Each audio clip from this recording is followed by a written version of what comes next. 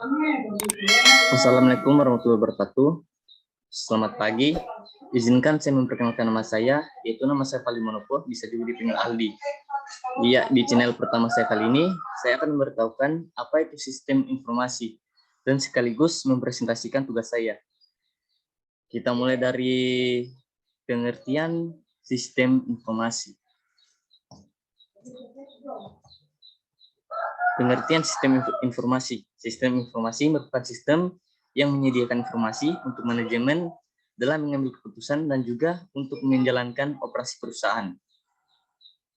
Sistem tersebut merupakan kombinasi dari orang-orang, teknologi informasi, dan prosedur-prosedur yang terorganisasi. Kita lanjut di pengertian sistem informasi menurut para ahli. Kali ini saya akan mengambil hanya dua contoh, yaitu dari MC Leon. Pengertian sistem informasi merupakan Pengertian sistem informasi menurut MC Leon adalah suatu sistem yang memiliki kemampuan untuk mengumpulkan informasi dari semua sumber dan menggunakan berbagai media untuk menampilkan informasi. Lalu dari Erwin Arbi. Erwin Arbi berpendapat bahwa pengertian sistem informasi adalah suatu sistem dalam suatu organisasi yang mempertemukan kebutuhan pengelolaan transaksi harian, bantuan, dan dukungan operasi. Lalu kita lanjut di tujuan sistem informasi. Kalau yang tadi saya tidak jelaskan satu persatu karena ada 5 pendapat di sini. Ya, kita sambung atau kita lanjut di tujuan sistem informasi. Tujuan dari sistem informasi adalah untuk menghasilkan informasi. Sistem informasi merupakan data yang diolah menjadi bentuk yang berguna bagi para penggunanya. Data yang diolah saja pun tidak cukup apabila dikatakan sebagai suatu informasi. Untuk dapat berguna, maka harus tersedia 3 pilar, yaitu seperti berikut. Pilar pertama, relevance,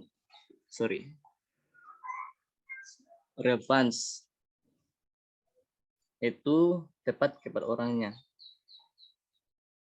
Maksudnya relevan.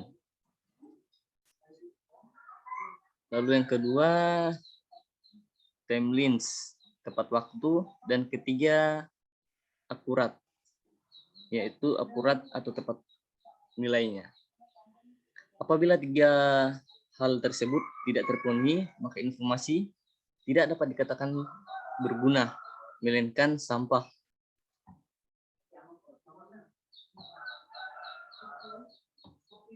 Atau bisa juga disebut garbage. Kita lanjut juga di fungsi sistem informasi. Berikut beberapa fungsi dari sistem informasi. Yang pertama, meningkatkan aksesibilitas data secara efektif dan efisien kepada penggunanya, tanpa dengan perantara sistem informasi. Yang kedua, menjamin ketersediaan, kualitas, dan keterampilan dalam memanfaatkan sistem informasi secara kritis. Dan yang ketiga, memperbaiki produktivitas aplikasi pengembangan dan pemeliharaan sistem. Dan keempat, menetapkan investasi yang hendak diarahkan pada sistem informasi. Dan yang kelima, mengantisipasi dan memahami akan konsekuensi ekonomi. Dan yang keenam, mengidentifikasi kebutuhan mengenai keterampilan pendukung sistem informasi. Dan yang terakhir, mengembangkan proses perencanaan yang efektif. Kita lanjut lagi di komponen sistem informasi. Sistem informasi memiliki beberapa komponen seperti di bawah ini. Yang pertama, komponen input. Komponen input yaitu data yang masuk ke dalam sistem informasi. Yang kedua, komponen model. yaitu kombinasi prosedur, logika, dan model matematika yang memproses data yang tersimpan pada basis data dengan cara yang sudah ditentukan untuk menghasilkan keluaran yang diinginkan. Ya, kita lanjut. Sorry, tadi ada kendala teknis. Jadi kita akan lanjut dari nomor 3, komponen output. Yaitu hasil informasi yang berkualitas dan dokumentasi yang berguna untuk semua tingkatan manajemen serta semua pemakaian sistem. Keempat, komponen teknologi, yaitu alat dalam sistem informasi teknologi digunakan dalam menerima input, menjalankan model, menyimpan dan mengakses data, menghasilkan dan mengirimkan output, serta memantau pengendalian sistem.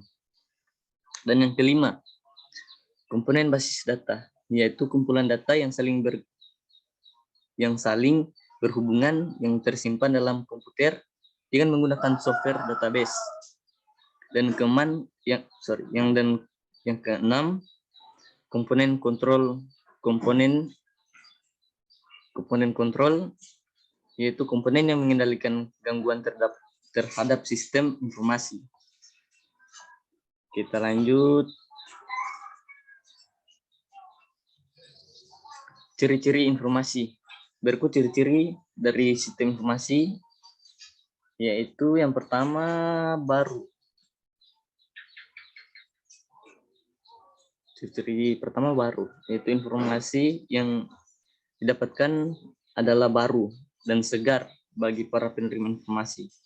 Dan kedua, tambahan, yaitu informasi dapat diperbarui atau memberi tambahan terhadap informasi yang sebelumnya telah hadir.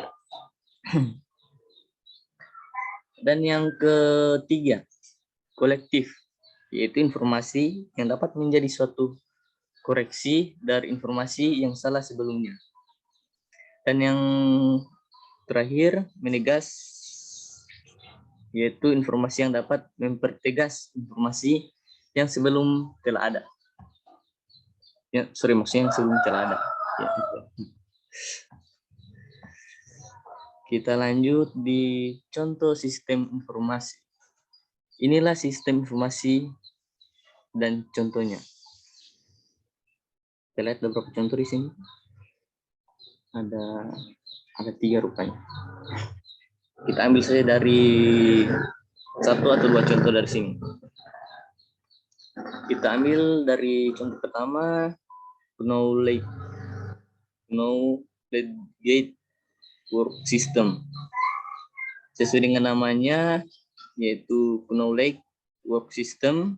Ini merupakan jenis sistem informasi yang membuat berbagai informasi terbaru mengenai ilmu pengetahuan yang dibuat selanjutnya dapat diakses oleh semua penggunanya dan digunakan untuk memecahkan berbagai macam masalah. Dan yang kedua, Office Automated System.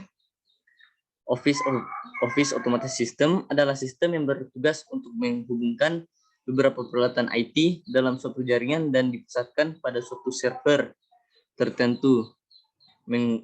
Penghubungan peralatan IT dari anggota atau pekerja bertujuan untuk mempermudah serta memberikan efisiensi dalam hal komunikasi.